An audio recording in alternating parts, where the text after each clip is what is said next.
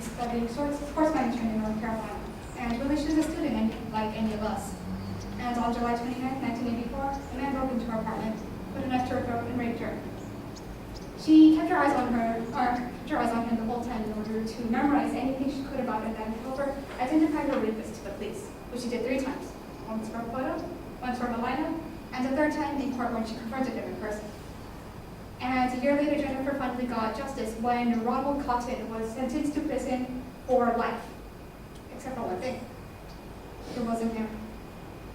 Later, DNA evidence and an outside admission of guilt from someone else later proved that Ronald Cotton ended up serving 11 years in maximum security prison because of a mistake.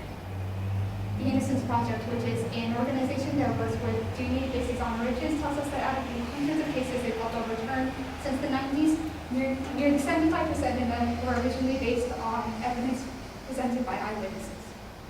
Eyewitness testimony is one of the most prized factors in many legal cases, so it is important that we should acknowledge that it is also one of the least accurate and most unreliable forms of evidence admissible in court.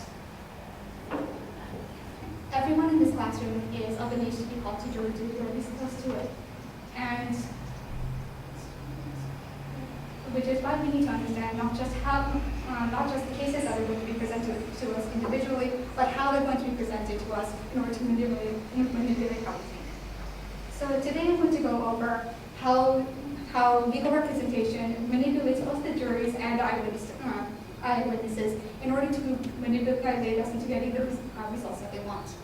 Then I'll go into how eyewitness testimonies are not used for the information they provide, but in order to elicit emotional responses instead of logical ones.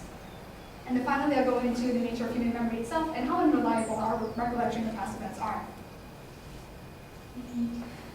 So first, let's go into what happens before eyewitnesses even start to begin talking.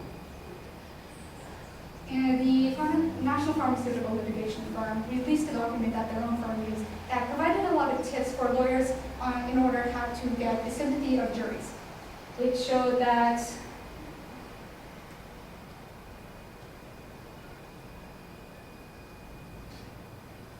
if we needed to, in order to, because eyewitnesses are public speakers, because like anyone else would cover about 50%, we need to come across as reliable, relatable, and trustworthy, which means looking and acting and dressing the part. If a doctor comes up to testify, he needs to wear a suit. If a mother comes up to testify, she needs to wear a dress, or at least a nice blouse. As an example, I'd like to use myself. 3 years ago, I was called to testify in a case involving fraudulent investor. And let me tell you that the prosecution was extremely brutal with me, and I was on their side. Their image consultant came to meet with me and picked apart every single thing about me that she had to critique him. She told me that I needed to look professional enough that the jury believed I knew what I was talking about, but not too professional because I'll come across as cold. I needed to look feminine because people like pretty people, but not too feminine or else I'll come across as stupid. She told me what hairstyle I needed to use and what manicure I needed to use, what clothes to wear, what color to wear. I needed to wear heels because apparently I was too short. And yay for stereotypes because it was a financial case, so I got bonus points for being Asian talking about numbers. If you get people to relate with you, then they will understand. Then it doesn't really matter what we have to talk about because they'll still believe it. Because eyewitness testimonies are not so much about the actual information that I had to give them, but what they felt about me. In the opening topic that I used, Cotton was eventually exonerated because of DNA-based evidence. And the reason his case was reopened was because a law professor from North Carolina University, a Professor Richard Rosen, took a look at the case proceedings, and he came to 3 conclusions. One, the deciding factor was the emotional testimony made by Jennifer Thompson, who was the woman who was raped. And from that, he said that as a human being and as a man, he could understand why no jury in the world, after listening to her talk, would have found Cotton innocent. But as a professor of law, he was extremely concerned that something as serious as a life sentence was decided on an emotional basis. Get the jury to relate to you.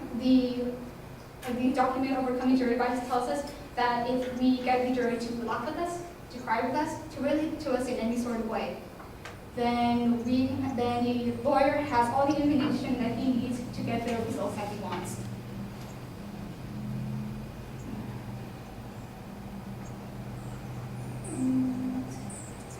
And because the actual speaking material that eyewitnesses need are much less reliable than people would have us believe. If I asked you, without looking around, could you tell me everyone in the class who is enrolled but is not yet? And if I open up to everyone else, since it's a wet day, who here drove to school or took the bus? Could you tell me what specific parking spot you took? Were the cars around you? What color were they? What day? Did you see anyone walking around you? Were they walking behind you? What direction were they going? Were they alone? Was it someone you recognized? Was it someone you didn't recognize? Think of all the details you don't remember. And then think about testifying about it months and years after it happened. Professor of psychology, Elizabeth Loftus at UC Irvine, conducted an experiment on the nature of human memory and how unreliable it is. She took in a pool of participants and then she had them read 4 different accounts of day-to-day experiences, such as going to the mall or the gas station or meeting up with friends or going to a restaurant. And then a week later called them back to talk about that. In 1 week, 25% of her participants believed that they'd actually done these things instead of just reading about them. The Innocence Project also worked with a man named Kirk Bloodsworth, who was convicted the same year as Cotton. This time, 5 separate eyewitnesses identified and confirmed that he was indeed the man who raped and murdered a 9-year-old child. 5 years later, DNA evidence was the only thing that saved him from the gas chamber.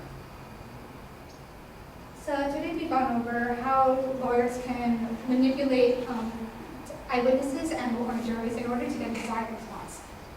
And then we looked at how eyewitness testimonies are actually used to elicit emotional responses instead of logical or reasonable ones, and how unreliable our recollections can be in the first place.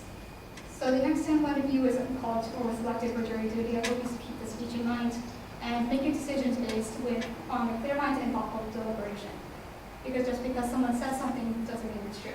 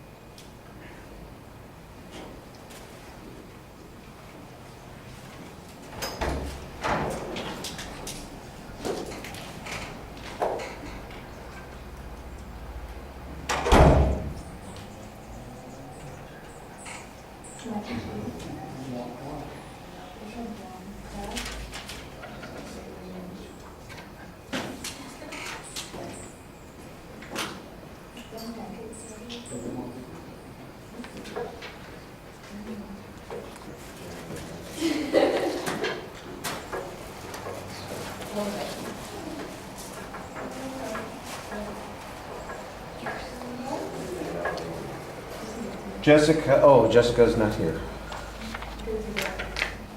Would you have been able to tell us that? She wasn't here? Do you even know who Jessica is? There you go. And you've been exposed to her, 20 times, 30 times, that sort of thing in class. So, all right. Yes, she is. She's our basketball girl. She likes poking. This topic? Eyewitness testimony? Okay. Eleanor, the example that you have at the beginning is pretty dramatic, and the twist that you give us is effective at getting our attention. We've got a good, clear statement of your claim of fact. I like the idea that that's basically what this is a speech that's a claim of fact that talks about the problems that eyewitness testimony present and its lack of reliability. I thought that was effectively explained. I do think that it needed a little bit clearer structure in the body of the speech. The examples that you have all seem to fit together, and I think that they go together well, but there's not any particular reason why they happen to be in the pattern that you present them, and that, I think, needed to be just a little bit sharper, but that doesn't mean that the argument didn't develop effectively. I thought it developed pretty effectively. I think you could use a few more pieces of information about how widespread misuse of eyewitness testimony is. I thought you had, like I said, a couple of good examples that the audience can relate to. You had the study about people's inability to recall information or even change what they recalled to kind of experience it themselves. I thought that was effective. The hypothetical questions that you present, I think, are a good way of kind of engaging the audience on the very idea of what you're talking about. So all of the content stuff is very solid. Like I said, maybe a little bit more information if there was some research or studies that talked about what percentage of convictions are dependent on eyewitness testimony, the frequency with which anybody might estimate inaccuracies in testimony, or their memory, for instance. Even some data on memory, like a follow-up to that one study that you cited, I think would be helpful on that particular point. Delivery issues are usually solid. Look, I can tell, and I think you'll be able to tell, and you know when it was that you were trying to remember what the next thing was. Those were fairly natural moments. They didn't last too long, but they are noticeable. Ideally, it would be one of those things that would be a little bit less noticeable. Maybe if you let's manipulate the audience, make them think that you're deliberately pausing for a dramatic effect instead of, what the hell am I saying next? Taking in a breath and then kind of look down for a second and take a step over and then step into the speech instead of, kind of staring blankly at the sky. There are ways to produce the effect that you want to have. And this room, I'm not sure if it's the room with the weather or the window or something like that. Sound seems a little muffled today to me. Does it seem that way to anybody else? So I'm not exactly sure what it is. Everybody needs to compensate for that a little bit. So whereas your normal voice might have been sufficient, you may need to project a little bit more. I don't know if it's the humidity in the room or something else, but it does seem to me that way, and looks to me like a lot of you are agreeing with me. But maybe I'm just manipulating you to get you to believe that. Okay, thank you.